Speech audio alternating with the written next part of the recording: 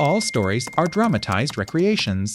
Named locations are fictionalized. Any resemblance to real persons is coincidental. Charlotte Nanny.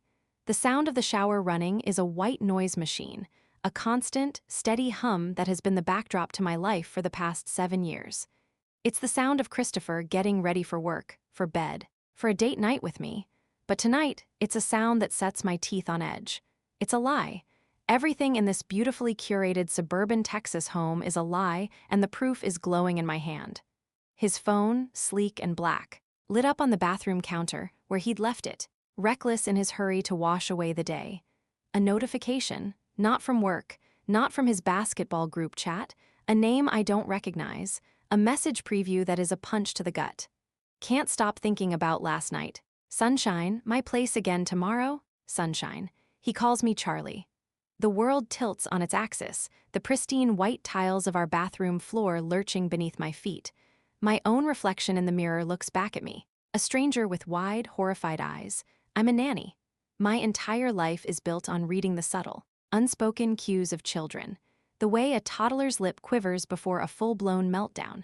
The way a child avoids eye contact when they've hidden a toy. I am an expert in the language of hidden truths. How did I miss this? The water shuts off. The sudden silence is louder than any scream. My heart is a frantic drum against my ribs, a wild animal trapped in a cage. My fingers, cold and numb, hover over the screen. Sunshine, the password. He changed it last month, said it was for security reasons after a scare at his office. I'd believed him. I'd made him a meatloaf, his favorite, to cheer him up. The doorknob turns.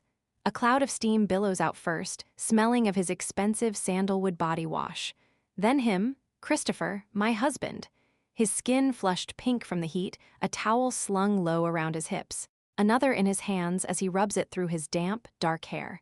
He smiles at me, a easy, familiar smile that has now become a grotesque caricature. "Hey, you, didn't hear you come in. Rough day with the little monsters?" he asks. His voice warm, laced with a concern that is now the most exquisite form of cruelty. I can't speak. My throat is sealed shut, packed with the shattered pieces of our life. I can only lift my hand, the phone a dead weight in my trembling grip. The screen is still bright, that damning message a beacon of our ruin. His smile falters. It doesn't vanish, not at first. It just flickers. Then it dies, and his face goes through a rapid, terrifying transformation. Confusion, realization, dread. The towel in his hand drops to the floor with a soft, wet thud. "Charlie," he starts, his voice a low, pleading thing. He takes a step forward, hand outstretched, not toward me, toward the phone, toward the evidence. That single movement, that instinct to reach for the lie and not for me, breaks the paralysis. A sound rips from my throat, something raw and guttural. Not quite a word, not quite a sob. I stumble back, clutching the phone to my chest like it's a venomous snake and a holy relic all at once. "Don't," I choke out. "Don't you dare." "It's not what you think," he says. The words so cliché they are an insult. "Please, just let me explain." Explain. He wants to explain how he came up with the pet name Sunshine. He wants to explain which of our close friends this is. Sarah? Melissa? Jen from the block party who always laughs a little too hard at his jokes. He wants to explain the last night he can't stop thinking about, while I was here, folding his socks, believing his text about a late work night. The walls of our home, the home I painstakingly decorated, the home where we planned to raise a family, are closing in. The "Bless This Mess" sign in the hallway mocks me. The photos of us on the wall, frozen in happy moments, are lies captured in glossy print. I am a nanny. I build my days around routine and trust. I create a safe, predictable world for the children in my care. And all the while, my own world was being dismantled brick by the man who promised to protect it. I look at him, truly look at him, and I don't see the man I married. I see a stranger. I see the sudden increase in late work nights. I see the new password on his devices. I see the way he'd been subtly distant, his physical affection becoming a practiced routine rather than a genuine need. The clues were all there, a trail of breadcrumbs I was too trusting, too stupid to follow. The phone vibrates in my hand again. Another message. I don't look, I don't need to, the damage is done. "Get out," I whisper, the words scraping my throat. "Charlie, please, get out." The scream is ripped from a place so deep within me I didn't know it existed. It's primal, filled with a pain so acute it feels like my soul is being flayed. Tears are streaming down my face now. Hot and furious, but my voice is steel. Get out of my house. Now. He stands there frozen, towel around his hips, looking vulnerable and exposed and so guilty. The illusion is Chinese letter shattered. There is no explanation. There is only this. The crack that has just splintered our marriage in two, right here on the cold bathroom floor, with the steam still clinging to the mirrors and hiding my reflection from view. The rain wasn't a gentle drizzle. It was a Texas downpour, a sky ripped open and pouring its grief onto the earth, matching the tempest inside me. The cold water soaked through my clothes instantly, plastering my hair to my face, mixing with the hot, angry tears that wouldn't stop. I barely felt it. All I felt was a burning, righteous fury that coursed through my veins like lightning. I moved on autopilot, a woman possessed. The neatly organized garage, once a symbol of our shared, orderly life, became my arsenal. Cardboard boxes, duct tape. I worked with a frenetic, brutal efficiency, my motions sharp and jerky. I didn't fold. I grabbed. Armfuls of his expensive dress shirts, the ones I used to iron while watching him shave. I stuffed them into a box. His prized collection of basketball jerseys, each one a souvenir from a game we'd attended together. Into another box. His golf clubs, the shoes, the stupid novelty mug from a vacation that said "World's Best Husband," a joke that now tasted like ash. Each item was a memory, a shard of glass I was gathering up to throw back at him. The physicality of it was the only thing keeping me from collapsing. The strain in my muscles, the rip of the tape, the weight of the boxes, it was all a tangible outlet for the intangible, screaming pain inside my head. I dragged the first box, heavy with the weight of his lies, to the end of the driveway. The cardboard instantly darkened, sagging under the deluge. I went back for another, and another. A growing, pathetic monument to a failed marriage, sitting in a river of rainwater rushing toward the gutter. The headlights of his SUV cut through the gray sheet of rain, washing over the scene. He'd been driving around, I assumed. Calling. Texting. My phone was inside, silenced, a brick of its own betrayals. The car stopped abruptly, and he got out, not even bothering to close the door. He stood there, staring at the pile of his life, scattered and drowning on the asphalt. "Charlotte," his voice was barely audible over the drumming rain. He looked from the boxes to me, standing there in the storm, drenched and shaking, not from cold but from pure, undiluted adrenaline. "What have you done? What does it look like I've done, Christopher?" My voice was surprisingly steady, a cold knife in the warm, humid air. "I'm evicting you." He took a step forward, his face a mess of confusion and dawning horror. "These are my things, you can't just, this is insane, get them out of the rain." "Why?" I shot back, a bitter laugh escaping my lips. "Are you worried they'll get ruined? Like you ruined us, like you ruined me?" The dam broke then. The cold fury gave way to the hot, searing pain beneath. "Who is she, Christopher? Which one of my friends did you decide to fuck?" He flinched as if I'd struck him. It wasn't like that." "Can't stop thinking about last night, sunshine," I quoted, my voice dripping with a venom I didn't know I possessed. "What was it like then? Enlighten me. Because from where I'm standing, it looks exactly like that." He ran a hand over his face, wiping away the rain, or maybe tears. I couldn't tell, I didn't care. "It was a mistake. A stupid, horrible mistake. It's over." "It meant nothing." "Nothing?" The word was a whisper that carried more weight than my scream. I walked to the nearest box, the one with his jerseys. I plunged my hand into the wet cardboard and pulled out a shirt, number 23, from a game where he'd held my hand the entire time. "This," I said, holding it up, "meant nothing. The last 9 years, our marriage, me, did I mean nothing?" "Of course not, you mean everything. Charlie, please." He took another step, his hands out, pleading. "Let's go inside. We can talk about this. We can fix this." The offer was so absurd, so utterly divorced from the reality of the situation, that it snapped me back to cold clarity. There was no fixing this. The vase was shattered. You can glue the pieces back together, but it will never hold water again. It will always be broken. "There is no we," I said, my voice flat, final. "There is no fix this. You broke it, you. The moment you decided to betray me, to betray our home, you forfeited any right to a we." I threw the jersey back onto the pile. "Your stuff is here. You can take it, or the garbage truck can take it tomorrow morning. I don't care, but you are not setting 1 foot back inside my house. Our house, he yelled, his own composure finally cracking. It's our house, I pay the mortgage too, and I built the home. I screamed back, the sound raw against the rain. And you burned it down, now get off my property. We stood there, facing each other in the storm, two strangers connected by the sinking wreckage of a shared past. The anger in his eyes slowly drained away, replaced by a hollow, devastating realization. He was finally understanding. This was not a fight. This was a consequence. He looked at the soggy boxes, at me, a drenched, furious, heartbroken woman he no longer recognized, and something in him broke. His shoulders slumped. He nodded, a small, defeated gesture. Without another word, he turned and walked back to his car. He didn't look at the boxes again. He just got in, closed the door, and sat there for a long moment, the windshield wipers swishing back and forth like a metronome, counting out the end of our time together. Then the reverse lights came on, and he backed out of the driveway, disappearing into the gray curtain of rain. I stood there long after his taillights had vanished, the rain washing over me, washing over the ruins of his former life. The fury was gone, leaving behind a vast, empty silence. I was alone, truly, utterly alone.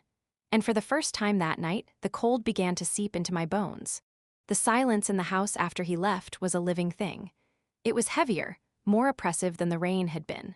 It was a vacuum, sucking all the sound and life out of the world, leaving only the frantic, deafening drum of my own heartbeat in my ears. I stood in the center of the living room, dripping onto the hardwood floor we'd picked out together, shivering uncontrollably. The adrenaline that had fueled my righteous fury had burned out, leaving me hollow, a shell filled with nothing but a cold, aching void. I moved through the rooms like a ghost haunting my own life. Every object, every piece of furniture, every stupid throw pillow was a landmine. Our wedding photo on the mantel. Him, so handsome in his tux, me beaming in my dress, both of us blindingly naive. I turned it face down. The book on the coffee table, a thriller he'd been reading, a bookmark stuck halfway through a chapter he'd never finish here. I threw it into the trash. But it was futile. His presence was etched into the very walls. The way the floorboard creaked near the kitchen sink, a sound I'd associated with him getting a glass of water at night. The faint, lingering scent of his sandalwood body wash in the bathroom, a smell I used to love and now made my stomach turn. The grief didn't come in a wave. It came in a series of sucker punches, each one robbing me of air. Punch. The memory of his face in the bathroom, the guilt so plain it was a physical thing. The way he'd reached for the phone and not for me. Punch. The sound of his car driving away, the finality of it. He was gone. My husband was gone. The man I'd built my entire adult life around had vanished, replaced by a cheating stranger. Punch. The crushing weight of the future. Sunday mornings without his terrible pancakes. Movie nights on the couch, just the two of us.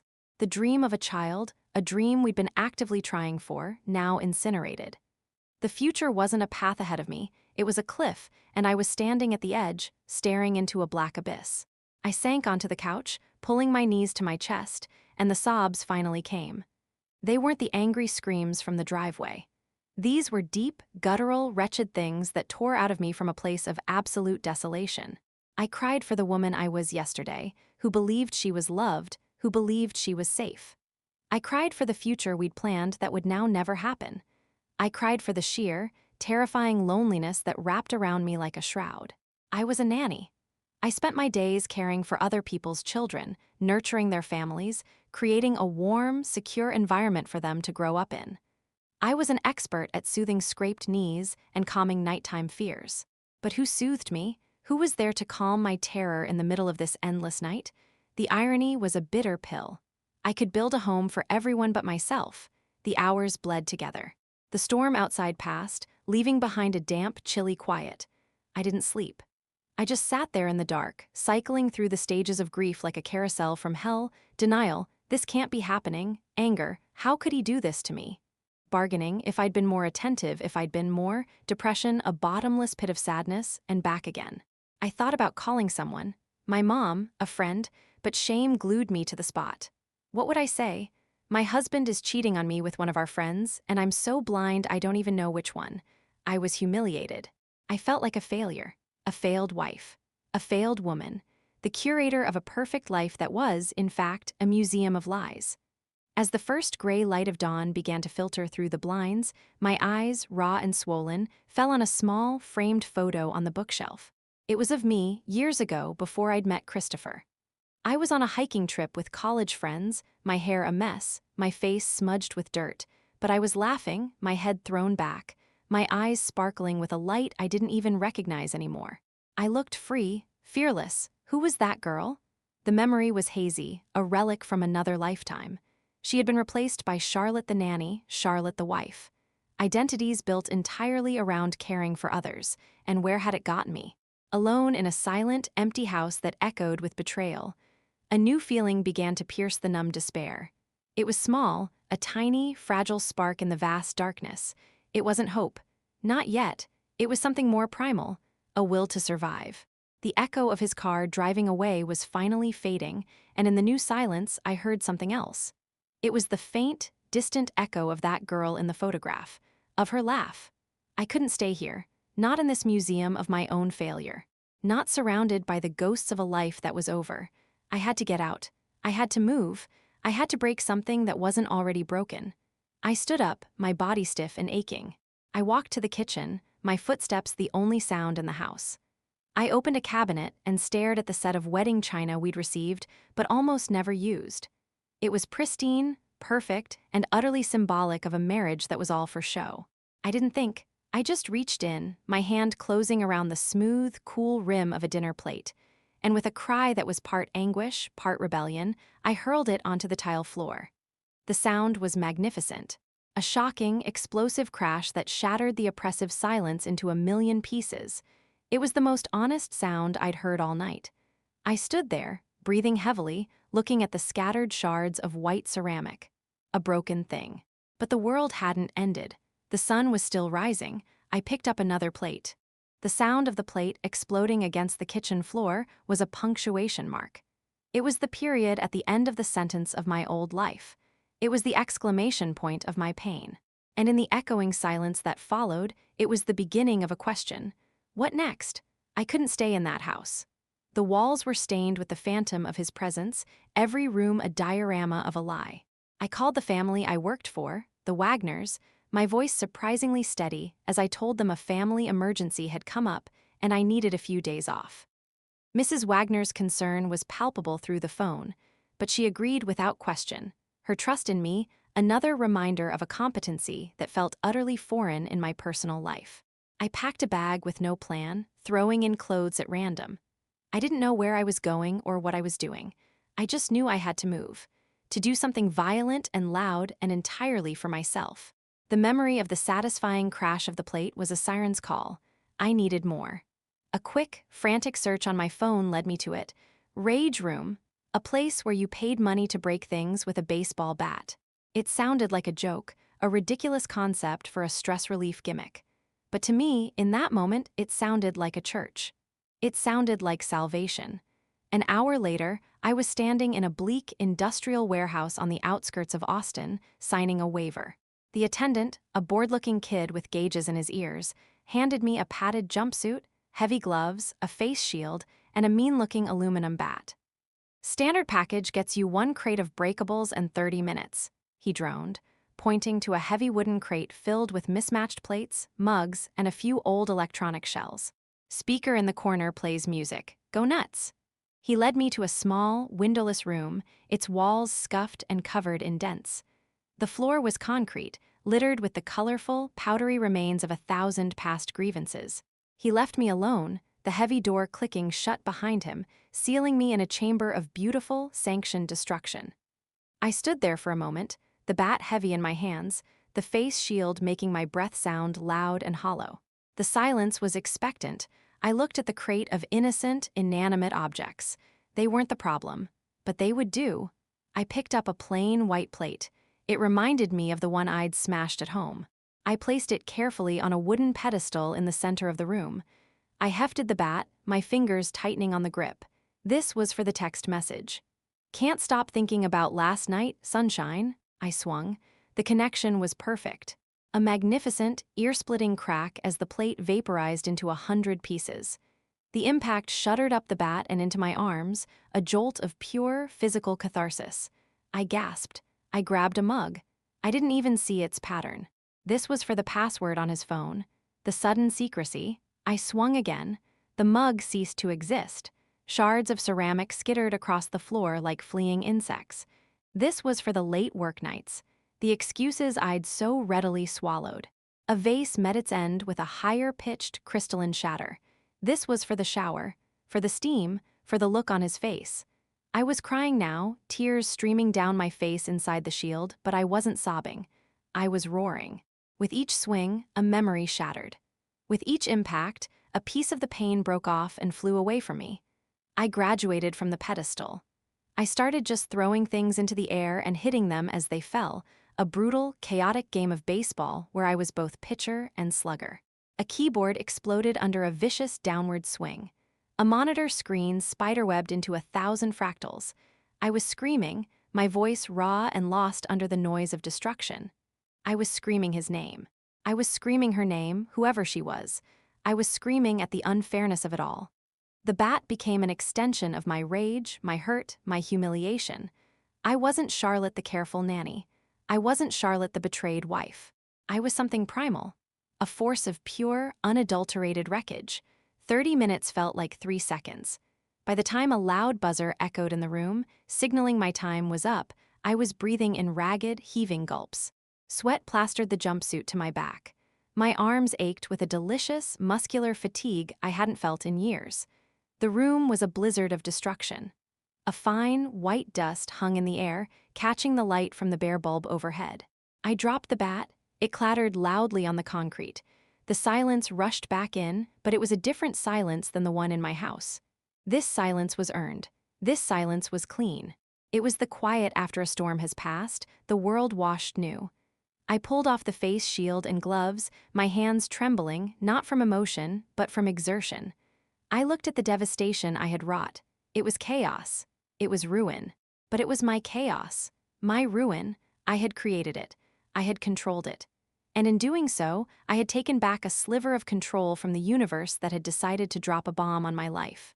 There was no grand epiphany standing in that room, no sudden healing. The pain was still there, a deep, aching bruise on my soul, but the blinding, screaming, frantic edge of it was gone. It was manageable. I had given it a voice, and in giving it a voice, I had exhausted it for now.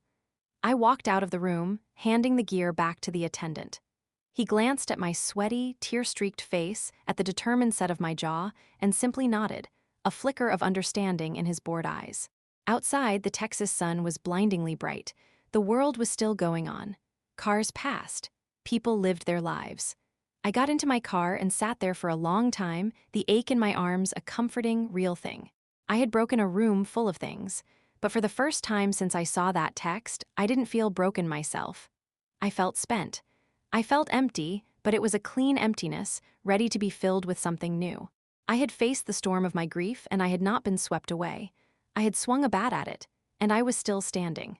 The catharsis of the rage room was a powerful drug, but like all drugs, it wore off. The clean emptiness I'd felt was replaced, within 2 days, by a restless, gnawing agitation. The 4 walls of my silent house were closing in again, and the memory of smashing things was starting to feel less like a release and more like a precursor to a full-blown breakdown. I had expelled the poison of my rage, but the void it left behind was threatening to consume me. I needed to fill it with something that wasn't pain.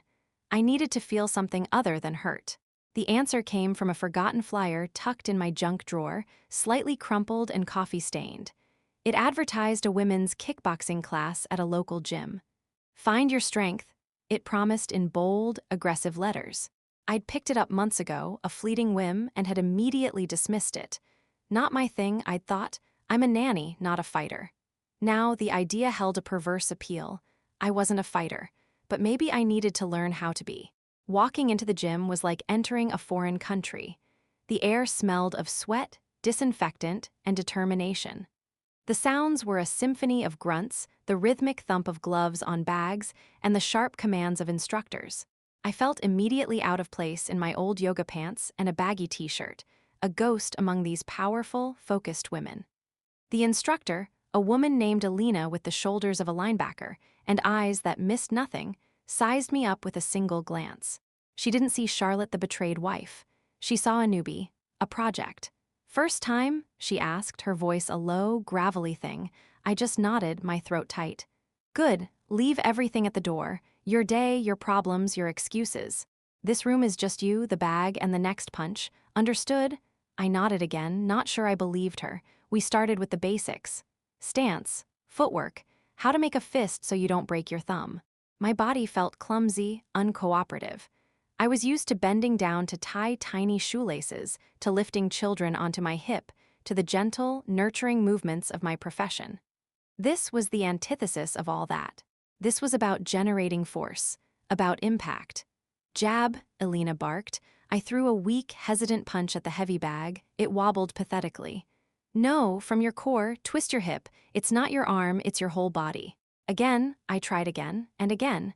Each attempt felt awkward, my limbs refusing to obey the new commands. Frustration began to bubble up, hot and familiar. This was a stupid idea. I couldn't do this. I was a failure at marriage, and now I was a failure at this. "Cross, harder." I threw a right cross, putting all my anger into it. My form was terrible. The bag barely moved, but a sharp, hot pain shot through my wrist. I yelped, cradling my hand. Tears of frustration and pain welled in my eyes. This was a metaphor for my entire life now, me, hurt and ineffective, against an immovable object. Alina was at my side in an instant. She didn't offer sympathy. She took my wrist, her grip firm but not unkind, and examined it. "You're slapping it, you're not punching it, you're afraid of it." "I'm not afraid of a bag," I muttered, humiliated. "Not the bag," she said, her eyes locking onto mine. "You're afraid of the power. You're afraid of what happens if you really let go and connect." Her words hit me with the force of a physical blow. She saw it. She saw the careful, controlled nanny who was terrified of her own strength, her own anger, her own capacity for violence.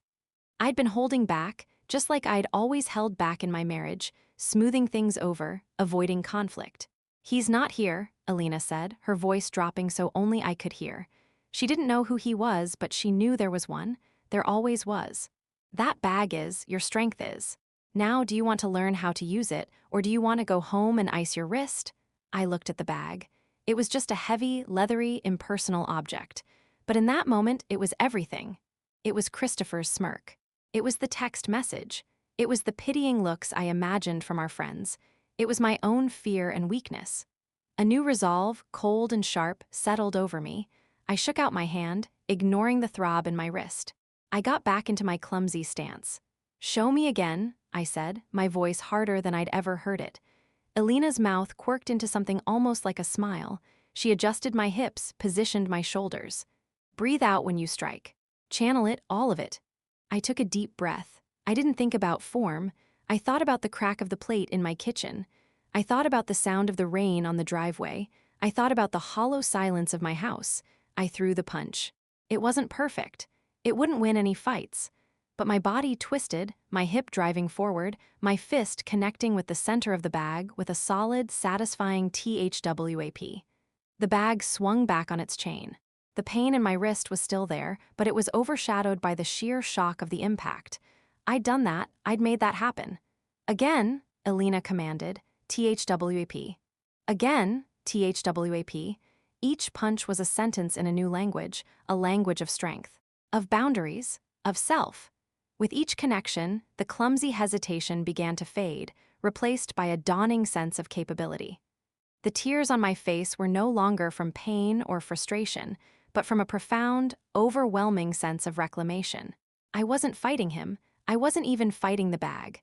I was fighting the version of myself that believed she was powerless. And round by round, punch by punch, that version was losing. When the hour was up, I was drenched in sweat, my arms felt like lead, and my wrist was throbbing in earnest. But I was standing taller. The hollow ache in my chest was still present, but it was now accompanied by the pleasant burn of used muscles. For the first time in weeks, I was aware of my body not as a vessel for pain, but as an instrument. It was tired, it was sore, but it was mine. I walked out of the gym into the bright Texas afternoon, the sun warm on my skin. I was still Charlotte the nanny. I was still Charlotte the woman whose husband had an affair. But I was also, now, Charlotte who could make a heavy bag swing. It was a small thing. A ridiculously small thing. But as I got into my car, my sore hands gripping the steering wheel, I knew it was a start. The first swing had been thrown, and I was still standing. The alarm went off at 5:30 a.m., a shrill, obnoxious sound in the profound silence of my new existence. For a split second, my half-asleep mind expected the familiar weight of Christopher's arm draped over me, the sound of his soft snoring. The emptiness on the other side of the bed was a cold splash of reality. The grief tried to curl its fingers around my heart, a familiar, suffocating blanket. But then I remembered. The gym, the bag, the thwap, I didn't hit snooze. I swung my legs out of bed, my body protesting with a symphony of aches from yesterday's kickboxing trial by fire. Every sore muscle in my shoulders, my core, my wrists, was a badge of honor. A physical reminder that I had done something. It was a pain I had chosen, a pain that meant progress, not decay.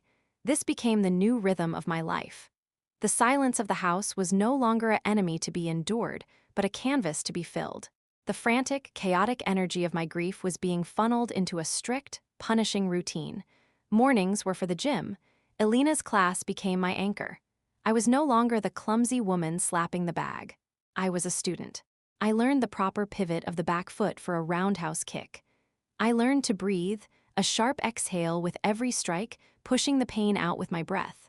The bag was no longer a stand-in for Christopher. It was a partner in my transformation. My fists, taped and wrapped in gloves, became instruments of precision. The thud-thud-thud of combinations was a drumbeat, the rhythm of my rebuilding. The other women in the class, a diverse group of all ages and sizes, became silent comrades. We didn't talk about our lives outside. We just grunted, sweated, and exchanged nods of mutual respect. There was a woman in her 50s who could kick higher than me, and a young college student with hands as fast as lightning. Their strength was contagious. In that room, we were not defined by the men who had hurt us or the jobs that stressed us. We were defined by our power, our endurance, our next punch. Afternoons were for work. Returning to the Wagners was like stepping into a parallel universe where things were still innocent and good. Little Mia, with her sticky fingers and boundless curiosity, didn't care that my heart was broken. She needed her snack cut into perfect stars, she needed to be pushed on the swing, she needed a story read with silly voices. Her simple, unconditional need for me was a balm. It pulled me out of my own head and into the sunny, uncomplicated world of a 3-year-old. Caring for her didn't feel like a burden, it felt like practice. Practice in nurturing, in patience, in love, but this time, the love was a pure, safe output with immediate, joyful returns. It reminded me that I was good at something, that I could still create happiness. Nights were the hardest.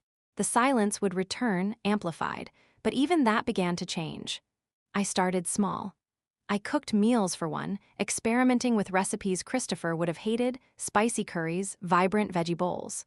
I ate at the kitchen island, listening to podcasts about women who had rebuilt their lives instead of staring at his empty chair. One evening, I didn't turn on the TV. I didn't scroll mindlessly through my phone. I just sat. And I let myself feel it, the sadness, the betrayal. It washed over me, a cold wave.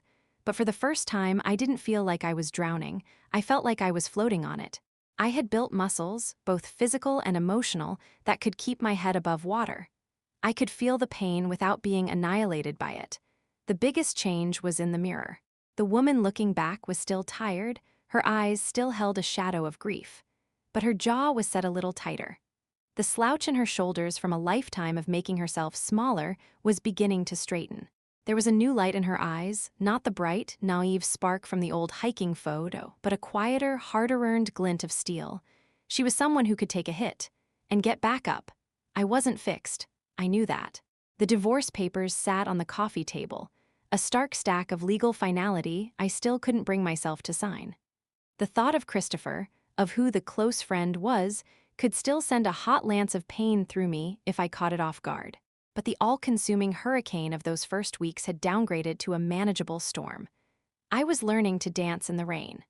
The rhythm of my recovery, the slam of the glove on the bag, the giggle of a child, the sizzle of food in my pan, the silence of an evening alone, was becoming a song I recognized.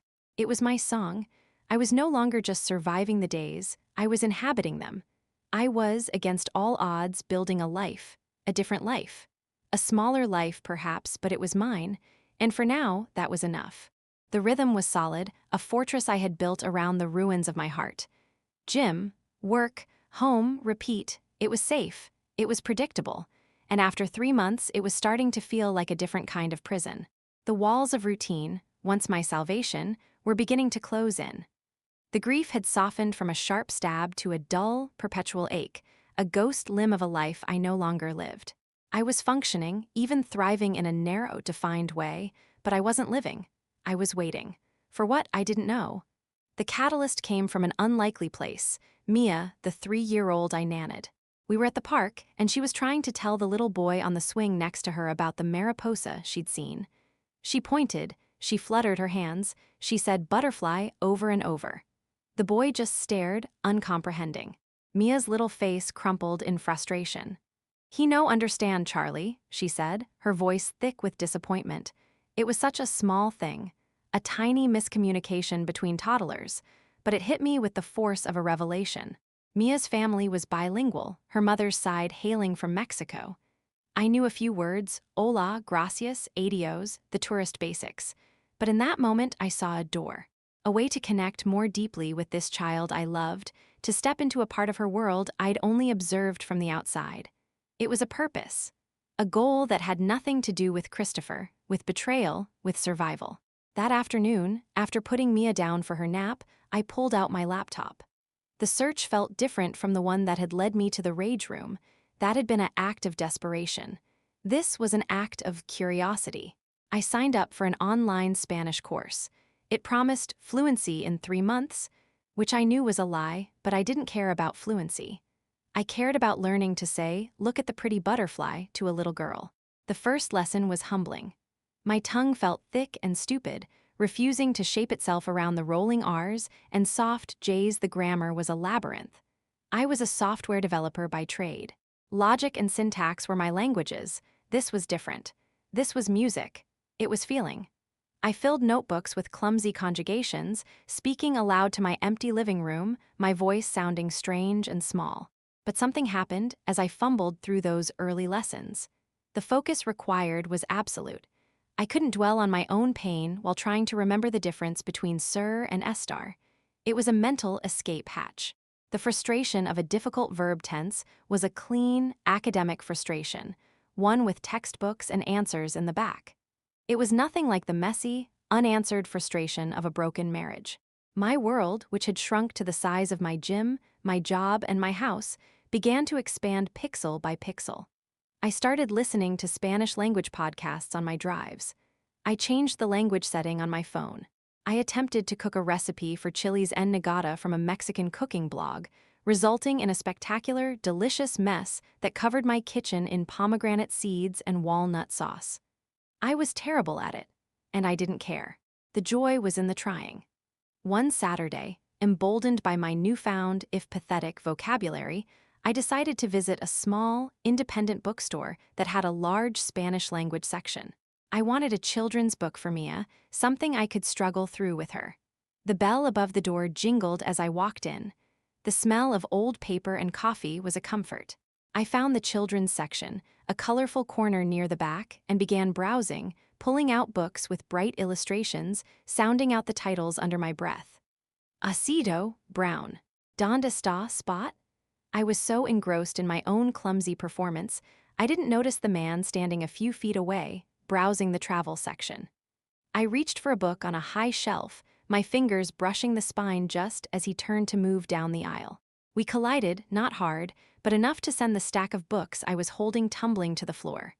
"Oh, I'm so sorry," we said in unison, both bending down to gather the scattered books. Our hands touched as we both reached for a copy of La Oruga My Hambrienta.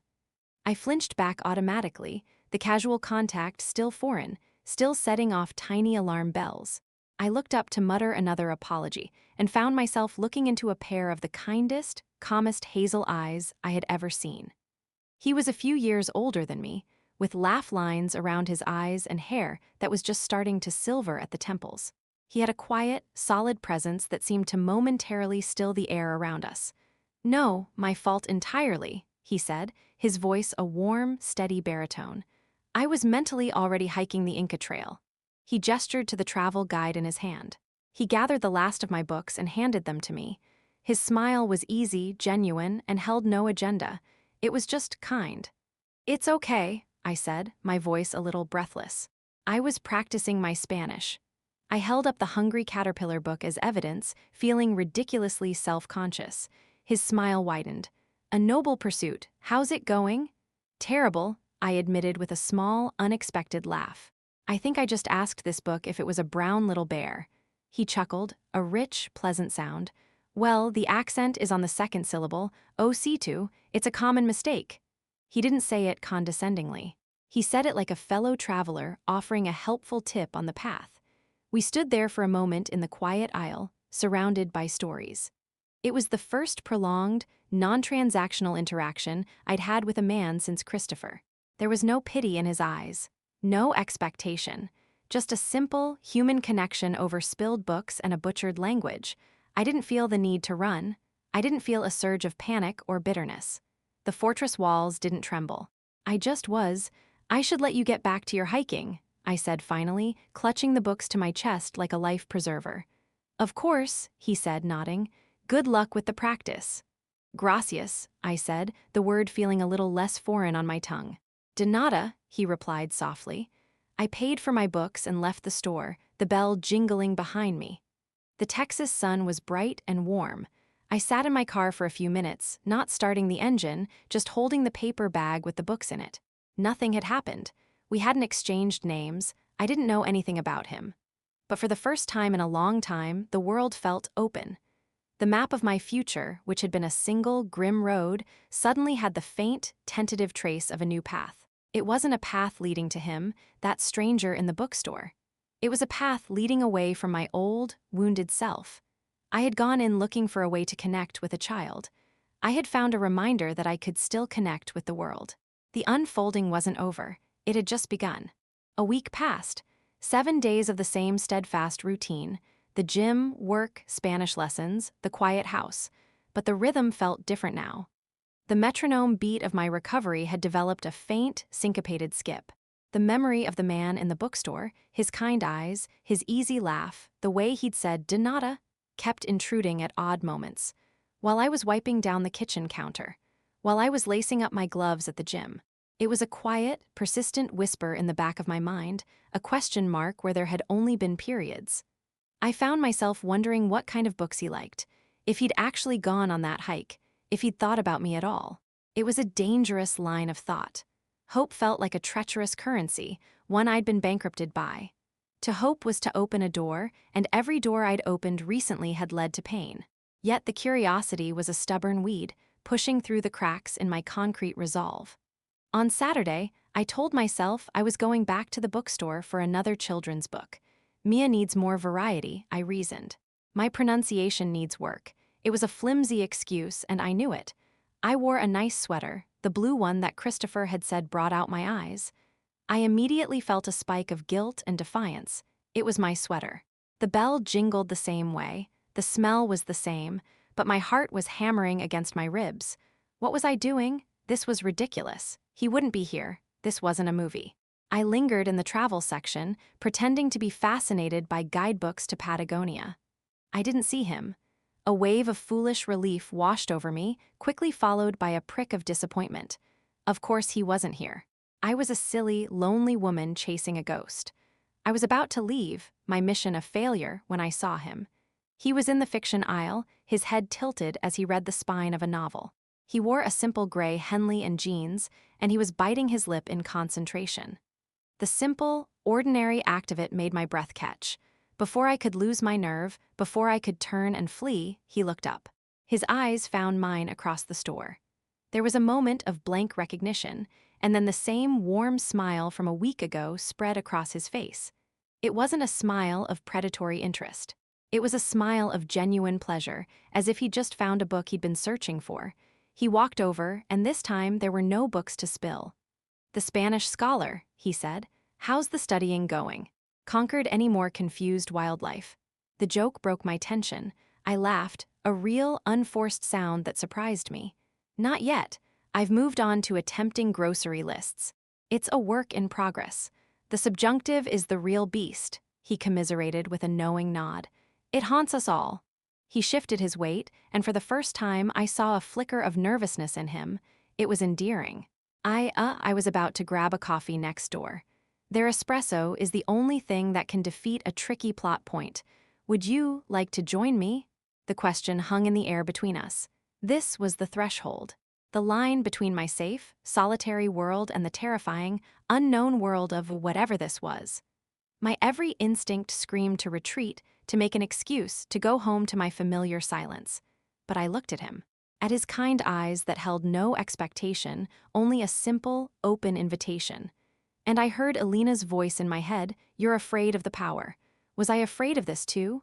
"I'd like that," I heard myself say. The words felt foreign and brave. His name was Liam. He was an architect.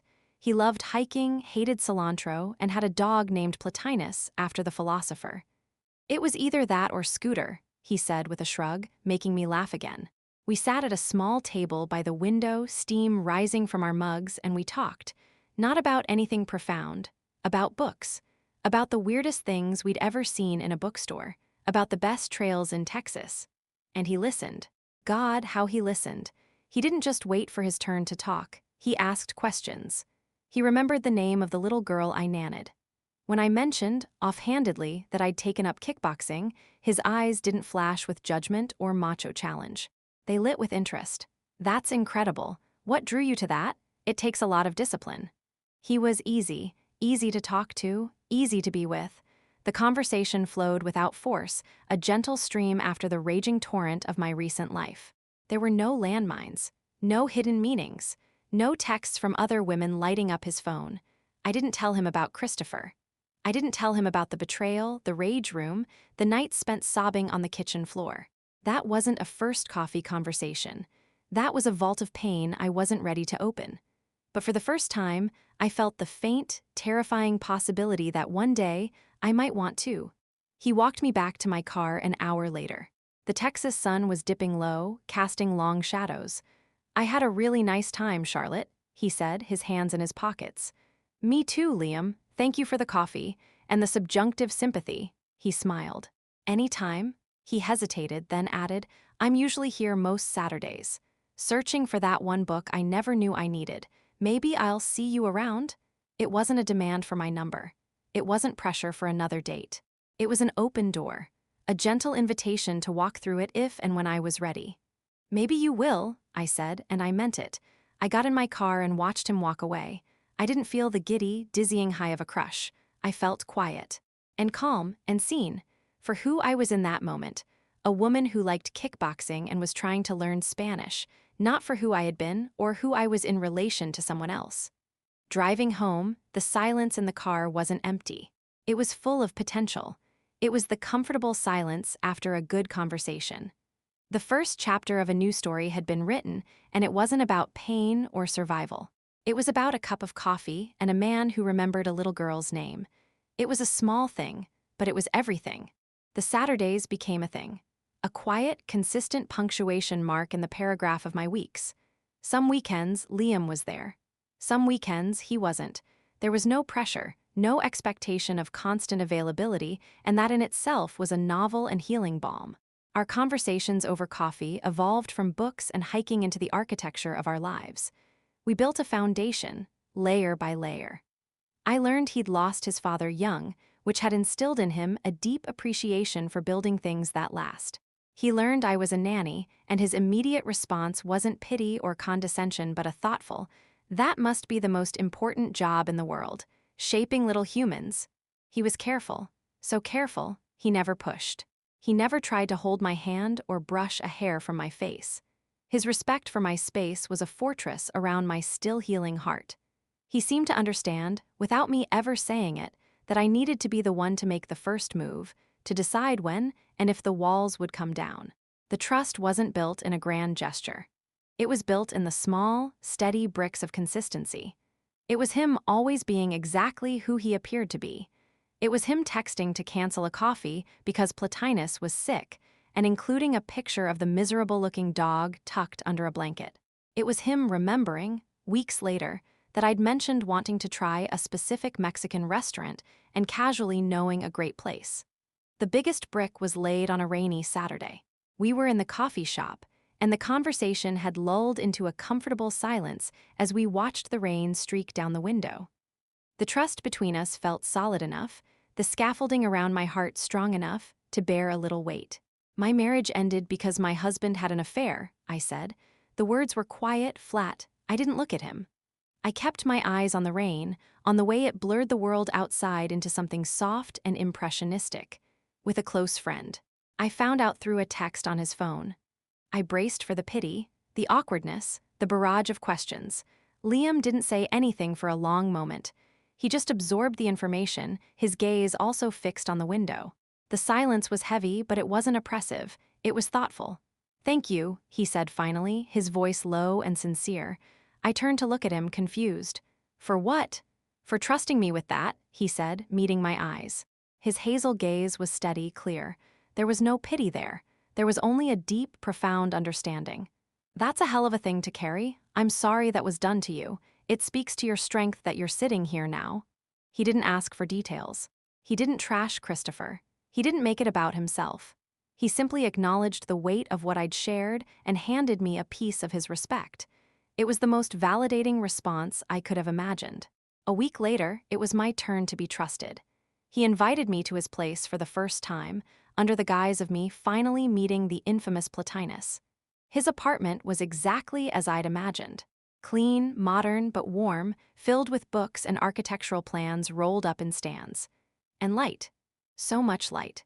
Plotinus, a gangly greyhound with a nervous disposition, sniffed my hand and then promptly leaned his entire weight against my legs, deciding I was acceptable. Liam gave me a tour, and it ended in his home office. Unlike the rest of the apartment, it was chaos. A large drafting table was covered in sketches and blueprints, but on a small side desk, separate from the chaos, was a beautifully crafted model of a house. It was unlike anything I'd ever seen, all clean lines and glass, but somehow still looking organic, like it was growing out of the landscape. "This is my white whale," he said, a hint of vulnerability in his voice I'd never heard before. He ran a finger along the roofline. "It's a design I've been tinkering with for years. It's my dream project. Nobody's ever commissioned it. Probably never will. It's not very practical."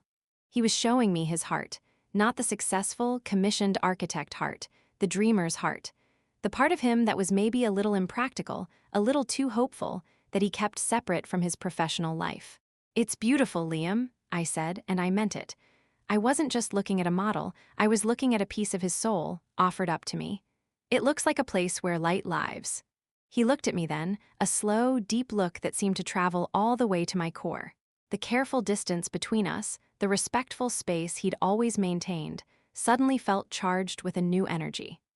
The trust we'd built was the scaffolding, and now, standing in the quiet of his office, with the rain starting to patter against the windows again, it felt like we were finally building something inside of it. He didn't move. He just let me look, let me see him, truly see him, and in that moment I knew I wasn't afraid of the power. I wasn't afraid of this. I was the one who closed the distance. I reached out and took his hand. His fingers laced through mine, his grip firm and sure. It wasn't a dramatic, movie-perfect kiss. It was a slow, quiet meeting, a confirmation, a homecoming. It was the first time I had let a man touch me since my world had ended in a steam-filled bathroom. And it didn't feel like a betrayal of myself. It felt like a promise to the woman I was becoming. When we finally pulled apart, the model house was still there, his dream made tangible, and my hand was still in his. The scaffolding was strong, we were starting to build. Life, I was learning, wasn't about erasing the past. It was about building a new structure around the ruins, incorporating them into the foundation so they became a part of the strength, not the weakness. The grief for my marriage was no longer a gaping hole. It was a load-bearing wall, a reminder of what could not be, which gave shape to what could. Liam and I were building something. It was slow, deliberate, like the careful drafting of one of his blueprints. There was no frantic rush, no desperate attempt to fill a void. We were simply two whole people, with our own histories and scars, choosing to add to each other's lives. Our first official date was a hike. Of course it was. He picked a trail in the hill country, one with a reputation for being poorly marked. He handed me the map at the trailhead with a solemn expression. Navigator duties are yours. I have faith. I unfolded the ridiculous thing. It was a mess of squiggly lines and topographical markings that meant nothing to me. I'd spent my life navigating the clear, predictable needs of children. This was chaos. Liam, I have no idea what I'm looking at. Perfect, he said, his eyes crinkling. Neither do I, that's the fun part. We got lost, spectacularly lost. We followed a promising path that ended at a dry creek bed. We backtracked, arguing playfully over which bend we'd missed. At one point, we were convinced we'd crossed into a different county. Instead of frustration, there was laughter. Deep, aching, helpless laughter that left me leaning against a cedar tree, gasping for air. He took a picture of me then, my face flushed, my hair a mess, smiling wider than I had in years. It was the opposite of the curated, perfect life I'd had before. It was messy and real and utterly glorious. We finally found the summit as the sun was beginning its descent, painting the sky in shades of orange and purple. The view was worth every wrong turn. We sat on a warm rock, shoulders touching, sharing a water bottle, not saying much of anything. The silence with him was never empty. It was full of the shared experience of getting there. This became our language. The us we were building wasn't based on fancy dinners or grand gestures. It was built on the bedrock of shared, simple things. Failed baking attempts that filled his pristine kitchen with flour and laughter. Volunteering together at the local animal shelter, where he'd patiently teach nervous dogs to trust again, his calmness a quiet marvel to behold. Me trying to explain the basics of kickboxing to him in his living room, him gamely attempting a jab and almost knocking over a lamp. He met my world, too. He came with me to pick up Mia from preschool one day. He didn't try to be a parent. He got down on his knees and asked her about the drawing she was clutching, listening to her 3-year-old rambling story with the same focused intensity he gave to everything. Mia, who was usually shy with new men, handed him the drawing. "For you," she said. It was a scribbled mess of green and blue. Liam took it as if she'd handed him a priceless artifact. "It's a masterpiece," he said solemnly. "It looks just like you," Mia beamed. I watched them, my heart doing a slow, expansive melt in my chest. This was it. This was the thing I hadn't even known to hope for. Not just a man who loved me, but a man who fit. Who fit into the jagged, complicated edges of my life and made them feel whole. One evening, we were at my place. The for sale sign was finally gone from the front yard. The closing was next week. This chapter was ending. We were sprawled on the couch, the remains of a truly terrible homemade pizza between us. A documentary about the cosmos was playing, but we weren't really watching. "I was thinking," Liam said, his voice casual, his fingers tracing idle patterns on my palm. "My lease is up in a few months." My breath hitched. I stayed very still. "And I was thinking," he continued, "that when you're ready and only when you're ready, we could look for a place. Together. Somewhere with a bit of land, maybe. Room for a garden, a studio for me, a home office for you, a yard for Plotinus. And whoever else." He wasn't just talking about a house. He was talking about our white whale, our impractical, beautiful dream. He was offering me a new blueprint, and he was asking me to help draft it. I looked around the living room. This house had been my prison, then my refuge, then my workshop. It had held my grief and my anger and my tentative first steps back to myself. It had served its purpose. It was time to let it go. I looked back at Liam, at his open, hopeful, slightly nervous face. This was the man who had patiently built a bridge to me, plank by steady plank, and waited for me to decide to walk across. I didn't need to think about it. The answer was in the quiet certainty that had settled in my bones.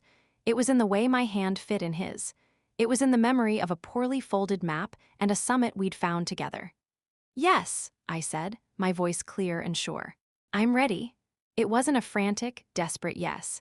It was a peaceful, powerful yes. The yes of a woman who had rebuilt herself from the ground up and was now strong enough to help build something beautiful with someone else. He smiled, a slow, radiant smile that reached his eyes, and he pulled me close. The documentary droned on about the expansion of the universe, and it felt fitting. My world, which had once collapsed into a single point of pain, was expanding again. It was terrifying and exhilarating and absolutely right. We had a new blueprint. And for the first time, the future didn't look like a lonely path. It looked like a piece of land under a wide Texas sky, waiting for us to build our home on it. The key was cold and solid in my palm. It was just a piece of metal, cut and ground into a specific shape, but it felt like the weight of a promise. Our promise. Liam stood beside me, his hand warm on the small of my back, Plotinus leaning against his leg, whining softly with canine impatience. "Ready?" Liam asked, his voice a low murmur beside my ear. I looked at the house. Our house. It wasn't the modern architectural marvel of Liam's dreams, nor was it the sprawling suburban home of my past. It was a cozy, slightly quirky craftsman bungalow on the outskirts of the city, nestled on an acre of land dotted with live oaks. It had a wide front porch, a brick fireplace, and a kitchen that needed updating. It was imperfect. It was real. It was ours. I nodded, unable to speak around the lump in my throat. I slid the key into the lock, turned it, and pushed the door open. The empty house echoed with our footsteps. Sunlight streamed through the windows, illuminating dust motes dancing in the air. It smelled of fresh paint and pine floors and pure, unwritten potential. "This is it," Liam breathed, his voice full of awe. He wasn't looking at the water stains on the ceiling or the outdated light fixtures. He was seeing the studio we could build out back. He was seeing the garden we could plant. He was seeing our life. The movers had come and gone the day before. Our things, my carefully curated pieces from the old life and his functional, modern furniture, were stacked in haphazard piles in the living room, a chaotic mosaic of two lives colliding. It should have felt stressful. It felt like a beginning. We worked all day, unpacking boxes, arguing good-naturedly about where the bookcase should go, stopping to share a kiss amidst the chaos. Plotinus raced from room to room, his nails clicking on the hardwood, before collapsing in a sunny patch with a contented sigh. As the afternoon light began to soften, casting long golden beams through the windows, we took a break on the porch steps. We were dirty, tired, and happier than I could remember being in years. Liam handed me a cold bottle of water, his arm slipping around my shoulders. "I have a surprise for you," he said. "Well, for us, I suppose. But it's arriving tomorrow." "Another surprise?" I leaned into him, resting my head on his shoulder. "You already gave me a house." "This is better," he promised, a smile in his voice. The next day, a truck pulled into the driveway. Not a moving truck, a delivery truck. Two men unloaded a large, flat, carefully wrapped object. Liam guided them into the living room, to the wall above the fireplace, the first place we'd both agreed something important should hang. With a ceremonial flourish, he ripped away the packaging. It was the blueprint, his white whale. The beautiful, impractical dream house he'd designed, but he'd had it professionally rendered and framed. It was a work of art, all clean lines and elegant notations. "I know we can't build this," he said, his hand finding mine. "Not yet, anyway, but this represents the dream, and I want our home to have the dream in it, to remind us that we're not just building a life, we're building the life together." Tears welled in my eyes. It was the most profoundly romantic thing anyone had ever done for me. He wasn't giving me a piece of jewelry. He was giving me a piece of his soul and inviting me to hang it on our wall. We spent the evening building a bookshelf from a box of comically confusing instructions. We got it wrong 3 times. We were laughing so hard we could barely breathe, surrounded by a sea of screws and wooden dowels. It was the opposite of the sterile perfection of my old life. It was messy and collaborative and ours. Later, as we lay on a makeshift bed of blankets in the middle of the empty living room, surrounded by half-unpacked boxes, I knew. This was it. This was the happy ending that wasn't an ending at all, but a glorious, messy, beautiful beginning. The past was a room I had finally walked out of, closing the door behind me. The grief was no longer a shroud. It was a lesson etched into my bones, a part of my strength. The betrayal had not defined me. It had refined me. It had led me here, to this man, to this porch, to this life that was entirely and authentically mine. I was no longer Charlotte, the betrayed wife. I was Charlotte, a nanny, a kickboxer, a Spanish student, a woman who was loved, not for who she was in relation to someone else, but for who she had fought to become. Liam's breathing evened out into sleep beside me. Outside, the Texas night was vast and starry. I listened to the sound of it, the crickets, the whisper of the oaks, the steady, solid heartbeat of the man I loved. The house was quiet, but it was no longer silent. It was full of dreams waiting to be lived, full of trust that had been built brick by brick, full of a future so bright it outshone every shadow of the past. We were home.